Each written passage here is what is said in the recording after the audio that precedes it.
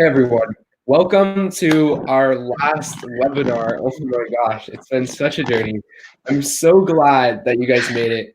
I know it's looking a little light tonight. We only have 3 of us, but I mean, quality over quantity, right? We're gonna do an incredible job of explaining everything that we have leading up to the SLC and getting you guys ready, really just preparing you everything you need to know for the SLC. And I'm really so excited that you tuned in with us tonight.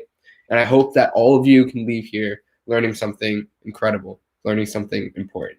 And so from there, we're really just going to have a sort of lighthearted discussion about, all you need to get ready, from like packing to business attire to food to everything really that you're going to be doing at SLC. And so tonight I have Derek Cersei and Emily Miranda with me. And together we're going to be explaining everything you need to know. And so to sort of start off, how about packing? I mean, packing is probably one of the first things you're going to have to be doing to get ready for SLC, right? I'd say one of the most important things you can do is just make a list. Make a list of all the things you need to bring to SLC because, I mean, let's face it, we all forget something. And one of the most important things that you need to make sure you bring is your clothing, your business attire. Make sure that you bring every piece of clothing you need to be ready for SLC. I remember about a year, no, I think it was 2 years ago, when I was going to SLC, I forgot to bring a belt. And so literally on our way there, I had to go buy a belt like at a store just to get ready for SLC. So make sure you bring all that stuff. Another thing is snacks, right? You're going to get hungry. So make sure you bring some good snacks, share it with your roommates, whatever. And of course, some personal entertainment. My personal favorite, Uno. You should bring like a deck of Uno cards. You could also bring your Switch, play Smash. I don't know, that's always an option. And of course, if you're competing, don't forget to bring your writing utensils, bring whatever you need, your study material. And with that, whenever you actually get there, you're going to have to make sure that you get your dress suit on. You're going to make sure that you dress properly. And so to talk about how you should dress for SLC, I have Derek, and he's going to talk about proper business attire. Derek, take it away. Thank you, Michael. An important part of the SLC is dressing for success. Florida FBLA members are all required to wear appropriate business attire because you can't dress for success without it. You're going to need these for your general sessions, your competitive events, your workshops, and all the other activities you do. For the guys, you need business suits with a collared dress shirt and a tie, or you could wear slacks, a collared dress shirt, a tie. As you can see, a tie is very important. And you are required to wear dress shoes and dress socks. And for my ladies, you can either have a business suit or a pantsuit. You can wear a business dress, and you don't need a blazer or a jacket as long as it covers your shoulders. You can have a dress shirt, a business skirt, and a blazer or a sweater, and shoes must be closed-toed and closed-heeled at all times.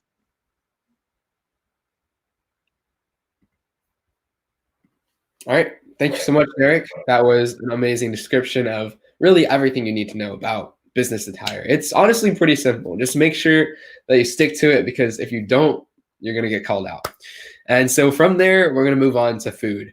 Tonight we have Emily, who's going to talk about food, all the food options at SLC, and how you can really use food as that vessel for meeting people and having a great time. So Emily, take it away.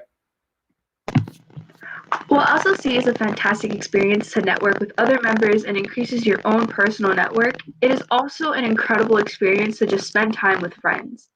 Personally, my favorite time to spend time with friends between workshops, competing, and of course voting for the next state officer team is the one and only Orlando IHOP. However, besides IHOP, there's also McDonald's, Red Lobster, Dunkin' Donuts, and Denny's, not to mention the world-renowned, very high-class 7-Eleven. Make sure to bring the appropriate funds to SLC to pay for these high-class meals. Awesome. So from there, one of the most exciting activities that we're going to be having at SLC is our foundation volleyball game. And a lot of people aren't familiar with that, but it's actually a really fun, exciting experience for the teams that are involved. And so to tell you more about that, we have Derek. Derek, tell them about volleyball. Okay. As a volleyball manager, I love this because we don't have a boys volleyball team. But that's besides the point. So we're gonna get down to it. This is the sit-down volleyball tournament. Yes, sit-down volleyball tournament. And the purpose of this sit-down volleyball tournament is to raise money for the FBLA Foundation. The rules are about the same as a regular volleyball game, so you can look those up online if you want to know what those are. And if you would like to, the only thing is to win, stay on your bottom. Because if not, you're getting penalized, and we don't want that to happen. You will be competing against other chapters until you make it to the finals. If your chapter is lucky and makes it past the finals, you will go against the state officer team, which is us.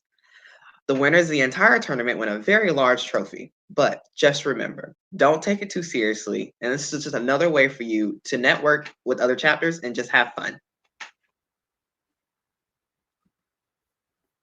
Awesome. So speaking of networking, one of the most important parts of SLC is that networking experience, because networking is just such a crucial part about FBLA. It's literally designed into the core of it. And whenever you go to SLC, you want to make sure that you are networking with other people. And one of the most effective ways to do that is through business cards. I recommend that before you attend SLC in the weeks prior, design a business card and really start getting ready to hand them out during SLC.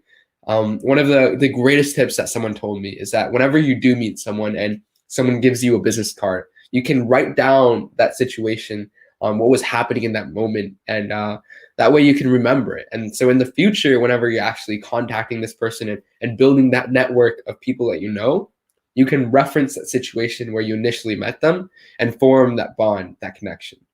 And so once you get there, I mean, who do you network with? Who do you meet? Who do you make those connections with?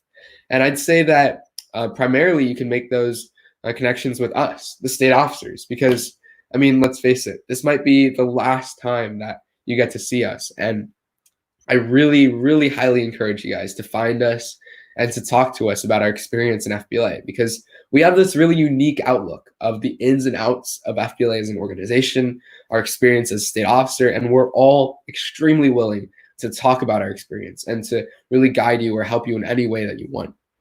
Second of all, I encourage you guys to network with your speakers and your workshop hosts, because these are individuals that have lots of knowledge specialized in their field. So make sure you go out there and you network with those workshop hosts and those speakers, because they're always willing to help. I remember whenever we hosted a workshop at FLC, what happened was that after the workshop, we encouraged people to come up and ask questions and to further that workshop experience. So obviously, those workshop hosts are going to be really willing to help you guys out. And then finally, definitely network with your fellow FBLA members, because, I mean, that's probably the most important thing. But one thing I'd like to encourage you to do that I think is often a missed opportunity is to network with those people in your competitions, especially if you're doing like a speaking event or something like that, because you have that opportunity whenever you're waiting to go to your competition to speak with other people and to ask how they're doing and things like that. And those connections that you make there are just so crucial, because those people that you meet have the very same interests that you do. So I really encourage you guys to go out there and meet those people and network with those people that are in the same competition that you are.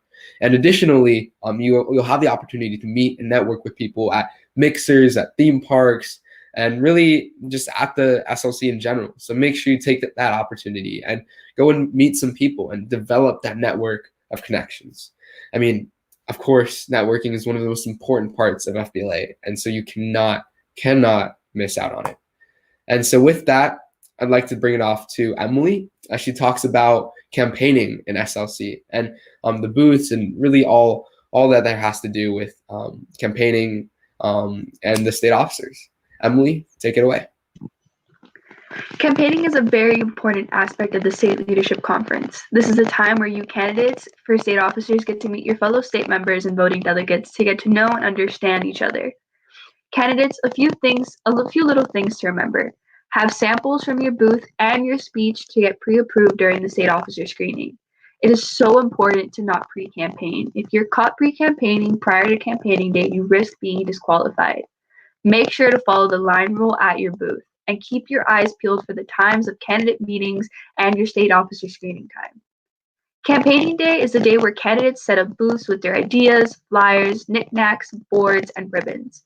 It's a time for members and candidates to interact with one another. It is a very important and exciting day during the State Leadership Conference.